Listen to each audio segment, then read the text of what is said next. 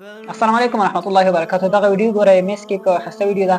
کله چې په نورو مذهبونو کې ماشومان پیدا شي دوی بې رسم رواج لري، د خپل دین علماو ته وړي، د بې رسم رواج لري، په هغې رسم رواج باندې ځي. دغه ویډیو را سره وګورئ. دغه عیسوي ملا دی، ماشوم یې ورته راوړی دی. دا څه شی کوي ورسره؟ ګوره ورته. الله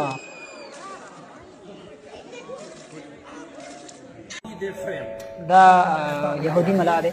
دا ګوره دوی اسلام ظلم کوي. دا دومره جاهلان دي. د دین غټ ظلم چېرته دی؟ ماشوم ته وګوره او دې اوبو ته وګوره چې ګوپه کوي، وژني. دا اوس اسلام دی. ملا یې ورته راوړی دی، اذان غوږ ورته کېږدي.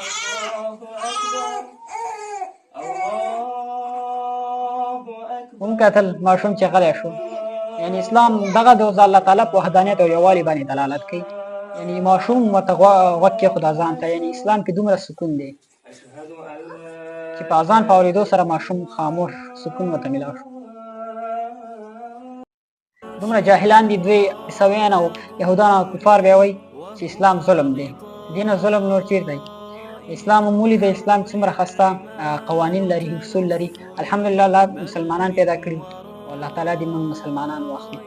ویډیو د سره لایک کړئ او ثواب خاطر نو مسلمانانو سره شریکه کړئ او کمنټ کې الحمدلله سبحان الله.